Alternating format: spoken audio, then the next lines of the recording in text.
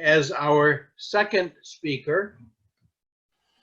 Wes Sherwood joined Toastmasters in 2016 to work on his public speaking and leadership skills.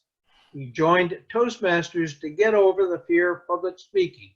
Shortly after he joined, he learned that the fear truly never goes away. However, he says that he uses the energy to supplement his speech. Tonight, he will share how having a mentor was essential to being a successful member of Toastmasters and helped him in his Toastmasters journey. Let me ask you to welcome Wesley Sherwood and his mentor experience. Welcome, Wesley Sherwood. Yay!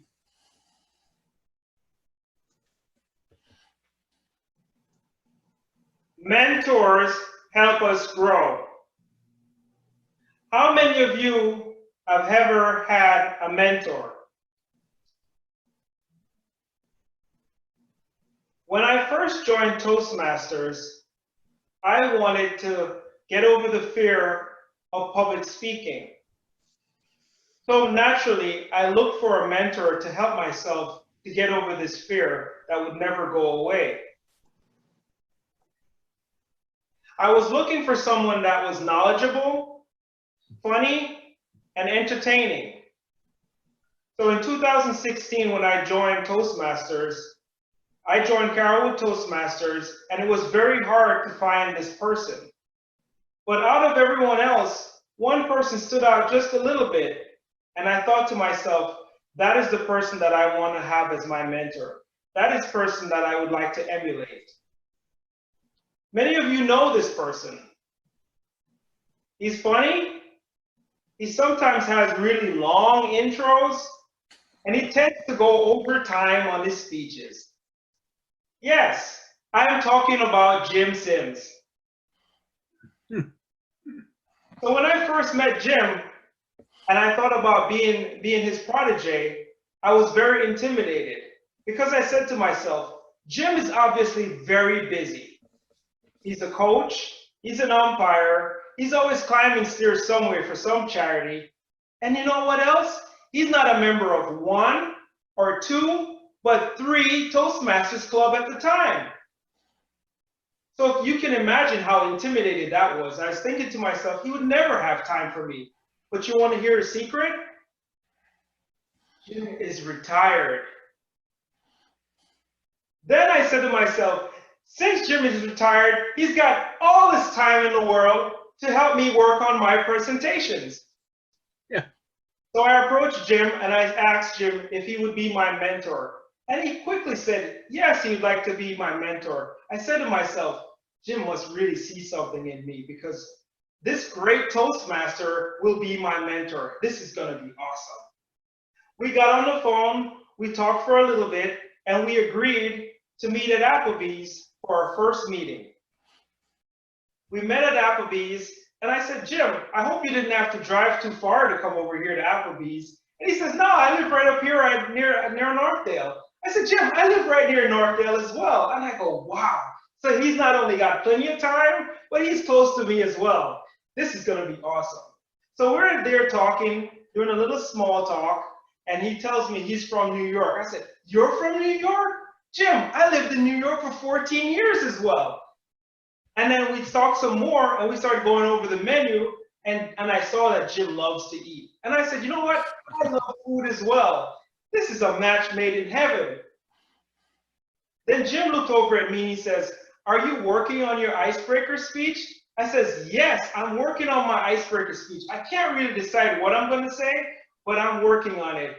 And then he looks over at me and says, so let's hear it.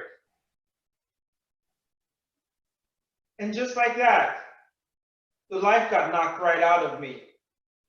I didn't know what to say. I said, Jim, are you kidding? He said, no, let's hear it. I said, Jim, if I already had my icebreaker speech figured out, we wouldn't even be here talking. I wouldn't even be in Toastmasters. But I had so much to learn at that moment, But at the time, I thought to myself, all you had to do was write a speech and talk. What else is there to it? So over time, Jim helped me through several of my speeches. He helped me work on projecting my voice. He helped me work on my gestures. And then he shared with me a few little ways of being funny. They didn't quite work out for me, but you know what? It's the thought that counts. Eventually, I focused a lot more on my evaluations because I was a supervisor and I had to do performance reviews routinely. So I wanted to have a good way of presenting my evaluations to my team members. So I focused at each meeting on my evaluations to the point where I felt secure. And a few months ago, I finally reached the point where I said, I'm going to sign up for an evaluation contest. So I did at the club level. And I was so excited when I signed up. And then guess who I competed against? Yes, Jim Sims. That's who. I was so excited because here was a moment I was going to make my mentor proud. I was going to show him all that I've learned and beat him in this contest. I was all prepared, and in between sessions, Jim even did a little bit of trash talking. Who would have thought? Jim is very competitive. I said, this is like my old basketball days. Jim is trash talking me because he knows he's going down.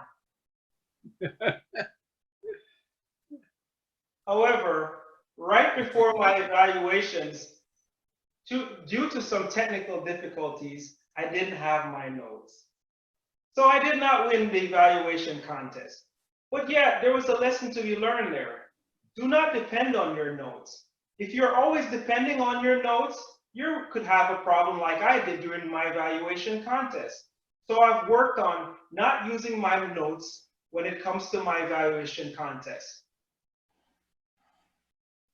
Even though Jim is no longer my mentor, he still sends me emails all the time. I swear this guy is truly retired because he's always sending emails all day long. This is how you can improve your public speaking. This is how you can work on gestures. This is how you can work on your evaluation skills. It's never ending. But you know what that means? That means that Jim truly cares about my success as a Toastmasters. Yeah, sure, he sends it to other people in the club, but yeah, he's my mentor. Throughout these years, Jim continues to grow. Now I notice the last 5 or 6 times that he's done a speech, he didn't go over his time. He's actually still growing. So he's always raising the bar. And I'm always just looking to be a better speaker, a better evaluator, so that I can catch up to Jim, and maybe one day I'll even pass him. But the point I want to make is, if you're in Toastmaster, you should look for an opportunity to be someone's mentor, or look for an opportunity to grow more by being someone's protege. All you have to do is approach the person and ask. Thank you. All right, very good.